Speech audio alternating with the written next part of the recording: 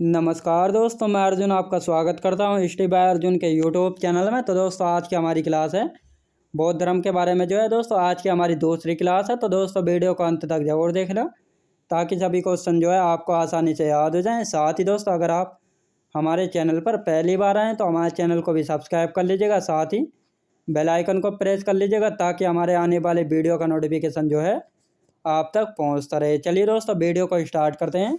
यानी कल की क्लास में दोस्तों हमने पढ़ा था बौद्ध धर्म के बारे में पढ़ा था, और जिसमें महात्मा बुद्ध के बारे में उनके जन्म और मृत्यु के बारे में पढ़ा था, और उनके उपदेशों के बारे में पढ़ा था। अब उससे आगे के बारे में शुरू करते हैं। यानी बौद्ध साहित्य से आज की हमारी क्लास शुरू होती है।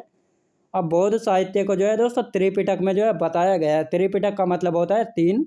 तो त्रिपिटक में बौद्ध साहित्य को बताया गया है। ये त्रिपिटक कौन कौन से हैं? तो विनय पिटक, सुप्त पिटक और अभिधम्म पिटक। तो ये तीन पिटक है, इनमें बौद्ध साहित्य को बताया गया है। विनय पिटक दोस्तों उपाली शिष्य ने इसका संकलन किया था। आनंद शिष्य ने सुत्त पिटक का संकलन किया था, और अभिधम्म पिटक का मोगली शिष्य ने इसका संकलन किया था। याद रखेंगे। अब सुप्त पिटक में गाय को अनदा, बनदा और सुगदा के नाम से जाना गया है। याद रखें दोस्तों, किस पिटक में जाना गया है? सुत्त पिटक में जाना गया है। याद रखेंगे। अब सुत्त पिटक को पांच भागों में विभाजित किया गया। यानी सुत्त पिटक को पांच भागों में विभाजित किया गया। ये पांच भाग कौन कौन से हैं जिनमें सुत्त पिटक को विभाजित किया गया है? तो पहला है दोस्तों खुंदक निकाय। अब खुंदक निकाय में दोस्तों जातक कथाओं के बारे में बताया गया है, और जिनकी संख्या है 549 जातक कथाओं की संख्या है। अब ये जातक कथाएं क्या हैं? तो ये जातक कथाएं दोस्तों क्या होती हैं? इनमें बुद्ध के जन्म से पूर्व की घटनाएं के बारे में बताया गया है। यानी जातक कथाएं वे हैं जिसमें महात्मा बुद्ध के जन्म से पहले की घटनाओं के बारे में बताया गया है। और इन जातक कथाओं का वर्णन यानी उल्लेख कहाँ पर है? खुंदक निकाय में है, और जिनकी संख्या है 549। दूसरा है दोस्तों अंगुत्तर निकाय। अंगुत्तर निकाय इस अंगुत्तर निकाय में पता लगता है कि 16 महाजनपद थे प्राचीन भारत में। याद रखेंगे। यानी 16 महाजनपदों के बारे में कहाँ से जानकारी मिलती है? तो अंगुत्तर निकाय से पता लगती है, जो कि बौद्ध धर्म से संबंधित है। याद रखेंगे। दीघ निकाय, मध्यम निकाय और संयुक्त निकाय, तो ये कुल 5 निकाय हैं सुप्त पिटक में। याद रखेंगे। खुंदक, अंगुत्तर, दीघ, मध्यम और संयुक्त निकाय। याद रखेंगे। आप देखते हैं बौद्ध धर्म के त्रिरत्न। बौद्ध धर्म के त्रिरत्न कौन कौन से हैं? तो बौद्ध धम्म और संघ है, ये बौद्ध धर्म के त्रिरत्न है। याद रखेंगे। बौद्ध धर्म के त्रिरत्न है बौद्ध, धम्म और संघ। आप देखते हैं दोस्तों बौद्ध संगीतियाँ। बौद्ध संगीतियाँ यानी संगीतियाँ क्या होती हैं? मीटिंग वगैरह होती हैं, ये संगीतियाँ। स्थान, शासनकाल और अध्यक्ष, यानी किसके शासनकाल में हुई थी, कहाँ पर हुई थी, और उसके अध्यक्ष कौन थे? तो पहली जो बौद्ध संगीति हुई थी 483 BC में हुई थी, राजगृह में हुई थी। और शासनकाल किसका था? अजात शत्रु के शासनकाल के समय बौद्ध धर्म की पहली बौद्ध संगीति हुई थी 483 BC में, राजगृह में हुई थी। और इसके अध्यक्ष कौन थे? यानी प्रेसिडेंट थे। महाकश्यप इसके प्रेसिडेंट थे, यानी अध्यक्ष थे। याद रखेंगे।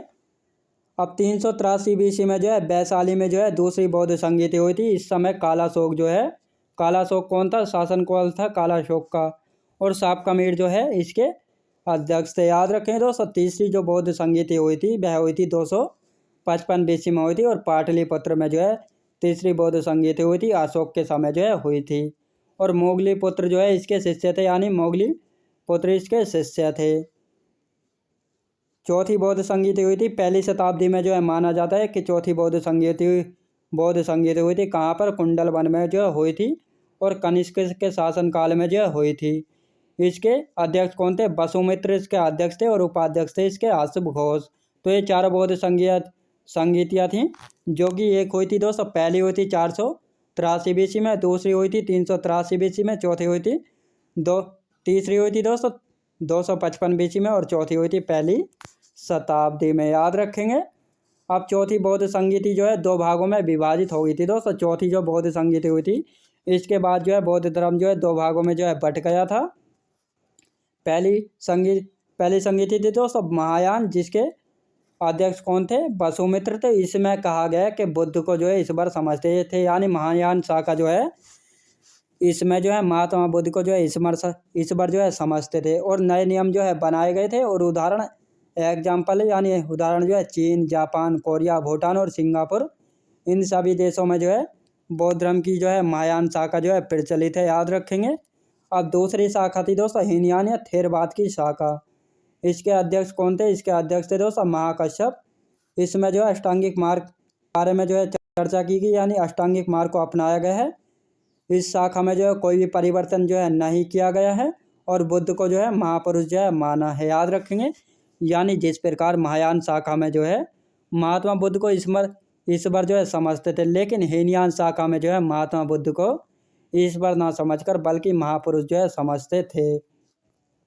अब आगे चलकर जो है दोस्तों हीनयान शाखा भी जो है दो भागों में जो है विभाजित हो जाती है, वैभाषिक और सर्वासीवादी, याद रखें दोस्तों, सर्वासीवादी। अब महात्मा बुद्ध के गुरु कौन थे? महात्मा बुद्ध के गुरु के बारे में जान लेते हैं। पहले थे आलार कलाम, जो कि सांख्य दर्शन सीखा था। दूसरे थे रुद्रकाम और पुत्रम, योग दर्शन सीखा था। बृहस्पति, वैदिक दर्शन, याद रखें दोस्तों, बृहस्पति से जो है वैदिक दर्शन की जो है शिक्षा ग्रहण की थी महात्मा बुद्ध ने। अब बौद्ध मठों के बारे में जो है जान लेते हैं। बौद्ध मठ दोस्तों लद्दाख में जो है हेमिस मठ है और ठिकसे मठ है, याद रखें दोस्तों, हेमिस और ठिकसे मठ। सिक्किम राज्य में रोमटेक और लिंगडम, याद रखें दोस्तों, लिंगडम। हिमाचल प्रदेश में ताबो, ससुर, मैक्लोडगंज और धर्मशाला, याद रखें दोस्तों। और 14वें दलाई लामा जो है यहीं मैक्लोडगंज में जो है आए थे, याद रखें दोस्तों। 14वें दलाई लामा जो है इसी मैक्लोडगंज में जो आए थे, याद रखेंगे। अरुणाचल प्रदेश में कौन कौन से? तवांग मठ, जो कि सबसे बड़ा मठ है, याद रखें दोस्तों। बौद्ध धर्म में जो है सबसे बड़ा मठ कौन सा है? तो तवांग मठ है, जो कि अरुणाचल प्रदेश में स्थित है। कर्नाटक में बेलकुप्पे मठ है, याद रखें दोस्तों। कर्नाटक में कौन सा मठ है? बेलकुप्पे मठ है, याद रखें दोस्तों। आप देखते हैं पुस्तकें देख लेते हैं। बौद्ध चरित्र, शोधरानंद, ब्रज सूची, अश्व घोष, भारत का बाल्टेयर और हेटे किसको कहा जाता है? तो अश्व घोष को कहा जाता है। और विभाषा शास्त्र यानी वसुमित्र, याद रखें दोस्तों, वसुमित्र को जाना जाता है विभाषा शास्त्र के नाम से। अब पहली मानव प्रतिमा दोस्तों, पहली मानव प्रतिमा जो है पूजी गई थी, यानी किसकी जो है पहली मानव प्रतिमा पूजी गई थी? तो महात्मा बुद्ध की प्रतिमा पूजी गई थी, जो कि गांधार शैली में बनी थी। बौद्ध शिक्षा केंद्र दोस्तों, बौद्ध शिक्षा केंद्र जो है तक्षशिला, वल्लभी और विक्रमशिला, ये जो है बौद्ध शिक्षा केंद्र थे। और नालंदा विश्वविद्यालय को जो है दोस्तों ऑक्सफोर्ड ऑफ महायान के नाम से जो है जाना जाता है, क्योंकि यहाँ से जो है ऑक्सफोर्ड यानी महायान शाखा जो है प्रचलित थी। कहाँ पर? नालंदा विश्वविद्यालय में, याद रखें दोस्तों। आप देखते हैं बौद्ध मान्यताएं। बौद्ध मान्यताएं के बारे में जान लेते हैं। बौद्ध मान्यताएं आत्मा नहीं है, कर्मकांड नहीं है, वर्ण व्यवस्था नहीं है और पुनर्जन्म है, याद रखें दोस्तों। बौद्ध मान्यताएं में कहा गया, यानी बौद्ध धर्म में जो है किन किन को जो है मान्यता मिली है, यानी आत्मा नहीं है, कर्मकांड नहीं है, वर्ण व्यवस्था नहीं है, बल्कि पुनर्जन्म है। और पुनर्जन्म को जो है बौद्ध धर्म में मान्यता जो है मिली है, याद रखेंगे। तो दोस्तों मैं उम्मीद करता हूँ आपको वीडियो क्वालिटी कंटेंट वगैरह सभी कुछ आपको पसंद आया होगा। पसंद आया तो लाइक शेयर और सब्सक्राइब करना बिल्कुल भी ना भूले। साथ ही दोस्तों अगर आप हमारे चैनल पर पहली बार आए तो हमारे चैनल को भी सब्सक्राइब कर लीजिएगा, साथ ही बेल आइकन को प्रेस कर लीजिएगा, ताकि हमारे आने वाले वीडियो का नोटिफिकेशन जो है आप तक पहुंचता रहे। चलिए दोस्तों मिलते हैं नेक्स्ट वीडियोज़ में।